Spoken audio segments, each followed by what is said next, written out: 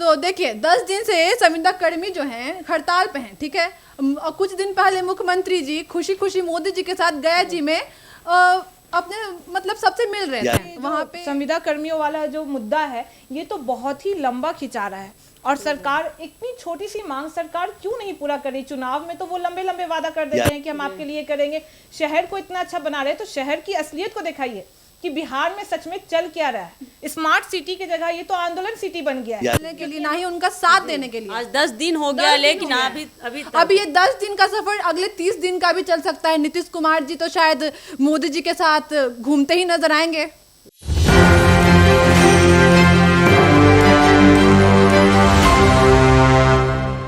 नमस्कार, बहुत बहुत स्वागत है आपका एक न्यूज़ 24 देख रहे हैं। यहाँ पर मैं हूँ आपके साथ ब्यूटी। देखिए, संविदा कर्मी की बात करेंगे यार।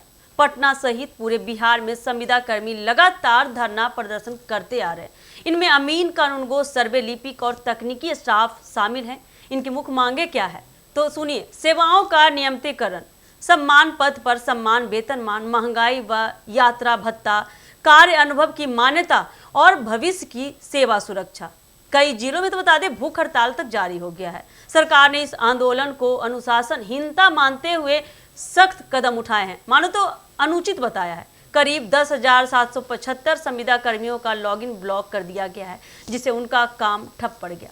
कई स्थानों पर बता दें निलंबन की कार्रवाई भी की जा रही है। स्थिति तनावपूर्ण बन गई है, जैसा कि हालात देख रहे हैं आप। यदि जल्द समाधान नहीं हुआ तो आम जन को भी दिक्कतों का सामना करना पड़ सकता है। लेकिन कब तक, इन सारी बातों को आज डिस्कस करने तो हमारे साथ जुड़ी है हमारी सहयोगी श्रेयसी जी। तो श्रेयसी जी, जैसे कि आपको मालूम हुआ कि संविदा कर्मी धरना पर हैं, तो उनकी मुख्य मांगों के बारे में बताइए। उनकी मांगे हैं कि उनको जो विभाग की तरफ से उनको परमानेंट कर दिया जाए, मतलब उनको परमानेंट उनके जॉब पे लाया जाए। 10 दिन का जो इनका जो ये वो हड़ताल कर रहे हैं वो इसी मांग के लिए कि उनको सुरक्षा दी जाए उनके विभाग की तरफ से, जो भी वो काम कर रहे हैं उससे रिलेटेड। जैसे कि उनको चाहिए कि उनको आने वाले वक्त में एक समय सीमा हो, मतलब जैसे कि 60 साल की उम्र तक उनको प्रोटेक्शन मिलना चाहिए उस जॉब में कि मुझे नहीं कोई निकाल सकता। क्योंकि उनको जब साइन करवाया गया था कागज में तो उनको ये बोल के लिखाया गया था कि वो अभी टेम्परेरी हैं, यानी अस्थाई हैं, अभी वो परमानेंट नहीं है। लेकिन अब वो मांग कर रहे हैं कि अगर हम इतना समय हम उस विभाग को दे दिए हैं तो अब उसको परमानेंट कर देना चाहिए मुझे। लेकिन संविदा कर्मी जो हैं यही मांग कर रहे हैं हमारे मंत्रिमंडल से, हमारे मुख्यमंत्री से कि हमें परमानेंट करना चाहिए, हमें सुरक्षा देनी चाहिए, हमें वो सब मिलना चाहिए जो एक गवर्नमेंट एम्प्लॉय, यानी कि जो कर्मचारी होते हैं गवर्नमेंट के, जैसे बैंक के होते हैं और सचिवालय में होते हैं, वैसी मुझे भी सुविधाएं मिलनी चाहिए। कुछ समय के लिए, मतलब वो चाहते हैं कि हमारी सीमा सीमित कर दी जाए, कुछ समय के लिए परमानेंट कर दी जाए। तो फरीदा जी, जैसा कि श्रेयसी जी ने आधा बात की पुष्टि की है, तो आपको क्या लगता है कि सरकार ये कर पाएगी उनकी मांगे पूरी, जो 5 सूत्री मांगे हैं उनकी? जी, सबसे पहले तो बता दूं कि ये जो मांगे हैं उनकी ये बिल्कुल ही जायज़ है, क्योंकि उन्हें। लेकिन फरीदा जी, यहाँ भी पुलिस बोल रही है कि अनुचित है उनकी मांगे। नहीं, तो ये तो सरकार अपने कामों को छिपाने के लिए ऐसी बातें कर रहा है। पर अगर वो 10 दिन से लगातार हड़ताल पे बैठे हुए धरना कर रहे हैं, लोग भूखे प्यासे अगर इस तरह से परेशान हो रहे हैं, तो वो शौक से तो ये चीज़ नहीं कर रहे हैं। आपको जैसे पता है कि उनका लॉगिन आईडी भी ब्लॉक कर दिया गया है, तो उनको मानसिक रूप से उनको परेशान किया जा रहा है, प्रताड़ना किया जा रहा है, मानसिक रूप से उनको टॉर्चर किया जा रहा है। वो इतने परेशान है, वो किसके पास जाए, किससे सवाल करें? मंत्रिमंडल से ही ना कर सकते हैं, आखिर मुख्यमंत्री से कर सकते हैं। और बात जैसा आपने कहा कि मंत्री लोग इसको गलत बता रहे हैं, पर सरकार का तो काम ही है अपने गलतियों को छुपाना। तो वो तो ऐसा कहेंगे कि आपकी मांगे अनुसूचित है, क्योंकि अगर आज आप भी अगर किसी चीज़ के लिए सरकार से मांगे करेंगी तो वो आपको गलत ही बताएगा। पर इससे ये नहीं हो सकता है कि वो लोग जो हड़ताल पे बैठे हैं वो बिल्कुल भी गलत है या उनकी मांगे कुछ गलत है। उन्होंने तो बस अपनी हक की बातें कही हैं कि उन्हें परमानेंट मिल जाए, ये एक छोटी सी बात है। और जो 5 उन्होंने मांगे की हैं, तो इसे सरकार को पूरा करने में बिल्कुल भी परेशानी नहीं होनी चाहिए। ऐसा होना चाहिए कि सरकार जल्दी उनकी बातों को सुने और इस पे वो काम करे और सच में उनके काम को परमानेंट कर दिया जाए। क्या लगता है श्रेयसी, जिस तरह से लगातार अभी आए धरना, बहुत सारे धरना ऐसे पटना में हुए, आप कहीं कभी ले लीजिए, उठा लीजिए, इतिहास उठा लीजिए, मतलब लगातार धरना होते ही आए, तब तो सरकार हिली नहीं। आपको क्या लगता है कि ये आने वाले आगामी बिहार विधानसभा चुनाव है और संविदा कर्मी ये चुनाव के इतने नजदीक में आके जिस तरह से धरना दे रहे हैं, क्या सरकार के कान तक जुड़ेंगे हम कि? बताते हैं इस पे। आपको पता होगा ये 10 दिन से चल रहा है, ठीक है। 4 दिन पहले कहाँ थे मुख्यमंत्री? मोदी जी के साथ क्या कर रहे थे? अपना वो गमछा हिला रहे थे।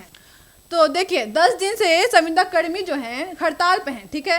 और कुछ दिन पहले मुख्यमंत्री जी खुशी खुशी मोदी जी के साथ गया जी में अपने मतलब सबसे मिल रहे थे वहाँ पे पुल का अपने अपने जो भी काम किए हैं ना उसको गिना रहे थे कि मैंने किस तरह से पुलिया बनवाया है। मैदानी सच्चाई कुछ और है। यहाँ पे जो हर तरफ जो हड़ताल से मचा हुए, कभी किसान, कभी चौकीदार वफादार का जो आप जानते हैं, कभी एसएससी बीपीएससी वाला हाल देखिए, कभी पेपर लीक हो जाता है। क्यों हमको कुछ भी मांगने के लिए हड़ताल भूखा मरना जरूरी है? नौबत ही ऐसा क्यों आता है? मुझे तो ऐसा लगता है कि बिहार बन ही गया है प्रोटेस्ट के लिए, ठीक है। यहाँ पे जब तक लोग अपने घर से निकल के भूखे रह के सड़क पे पुलिस वालों से मार खा के जब तक लोग नहीं निकलेंगे ना, तब तक सरकार तो हम पे। और सबसे बड़ी बात तो ये कि लोग मार खा रहे हैं, इतने धूप में परेशान है, बारिश के पानी में, पर सरकार उन पे ध्यान नहीं दे रही। सरकार को कब याद आता है? चुनाव के नाम पे वोट लेने के लिए। वोट दे दीजिए, हम आपके साथ बहुत अच्छा करेंगे, हम आपके।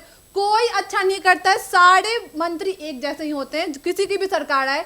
भुगतता कौन है? जनता, स्टूडेंट और कभी कभी तो टीचर्स भी। जब उनको नहीं मिलता, शिक्षक को उनका हक नहीं मिल रहा, आप शिक्षक का इज्जत नहीं कर रहे हैं। जैसा कि आप जानते हैं कि कुछ दिन पहले बीपीएससी का जो हुआ था हड़ताल, जिसमें वो लोग किए थे, उस पे उनके वहाँ पे भी शिक्षकों पे लाठीचार्ज किया गया है। सोचिए कितना दुखद बात है ये कि हम लोग अपने ही देश में जहाँ पे भगवान को पूछते हैं गए हैं, वहाँ पे शिक्षक को भी हम लोग इज्जत नहीं दे सकते हैं। तो विद्यार्थी मरे जिए, सरकार को कोई लेना देना नहीं है। सबसे वैसे ही हो रहा है। अगर देखा जाए तो बिहार में जब चुनाव है, और इस साल तो चुनाव के रंग कुछ अलग ही है। बिहार में हमेशा कुछ ना कुछ नए चीज़ हो रहे हैं, आंदोलन पे आंदोलन है लोग। और ये जो संविदा कर्मियों वाला जो मुद्दा है, ये तो बहुत ही लंबा खिंचा रहा है।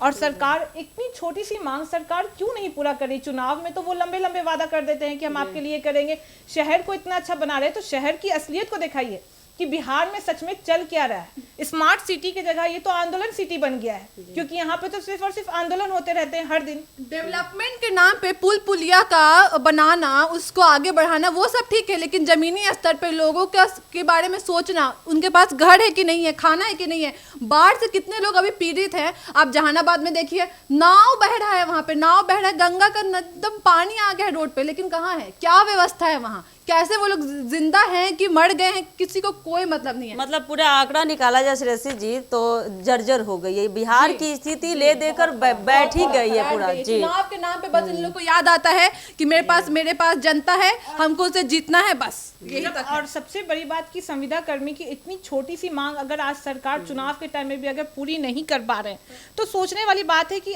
आजकल के हम सारे युवाएं जो आजकल देख रहे हैं चुनाव के टाइम में, तो क्या उम्मीद करेंगे कि बिहार में जो चुनाव होगा तो हम लोग किसको चुनेंगे? क्या कोई भी जो भी उम्मीदवार है क्या इस चीज पे खड़ा हो पाएगा? विपक्ष भी इस पे कुछ नहीं बोल रहा है। नीतीश सरकार को तो छोड़ ही दीजिए।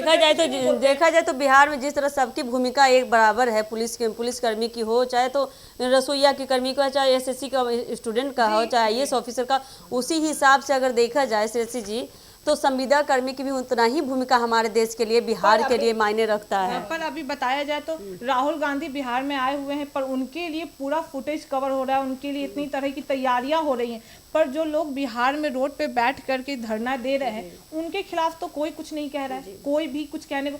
अगर नीतीश कुमार तो बदनाम है, चलिए मान लेते हैं कि वो बहुत खराब काम कर रहे हैं, पर जो विपक्ष उनके ऊपर आरोप लगाते हैं कि वो, तो विपक्ष भी तो कोई काम नहीं कर रहा है, विपक्ष भी तो उनके साथ में खड़े नहीं हो रहे हैं, कोई नहीं बता रहे, कोई जाके पूछ नहीं रहा है कि आखिर उनकी जो मांगे हैं उन्हें कैसे पूरा करेंगे, या वादा ही करे, कुछ भी नहीं कर। कोई एक नेता संविदा कर्मियों की तरफ से नहीं आया है बोलने के लिए, ना ही उनका साथ देने के लिए। आज 10 दिन हो गया, लेकिन अभी ये 10 दिन का सफर अगले 30 दिन का भी चल सकता है। नीतीश कुमार जी तो शायद मोदी जी के साथ घूमते ही नजर आएंगे। तो जैसा कि भी आपने सुना कि किस तरह संविदा कर्मियों के दुख दर्द पीड़ा उभर पड़े हैं और लगातार वो धरना पे बैठे हुए हैं, लेकिन ये देखना है कि अनिश्चित काल धरना चलता है या इसका कोई निश्चित काल भी निकलता है। सरकार एक नज़र फेरती है। ये चुनावी दौर में जिस तरह से सरकार लगातार बिहार का दौरा करते नजर आ रहे हैं, चाहे बिहार के वो राहुल गांधी हैं या हमारे माननीय मुख्यमंत्री नीतीश कुमार हैं या विपक्ष तेजस्वी यादव हो, चाहे हमारे माननीय प्रधानमंत्री, चाहे जो भी नेता हो, सबको चाहिए कि संविदा कर्मी के चाहे जो भी मुद्दा हो सब पर ध्यान दे, नहीं तो इसका गहरा असर चुनाव पे पड़ सकता है। तो ये देखना काफ़ी दिलचस्प होने वाला है। और जैसा कि हमारा एक न्यूज़ 24 हमेशा से सच्ची बात पक्की खबर रखता है, तो इस बात के लिए भी जानने के लिए आप हमेशा जुड़े रहिए हमारे एक न्यूज़ 24 के साथ। देखने के लिए बने रहिए।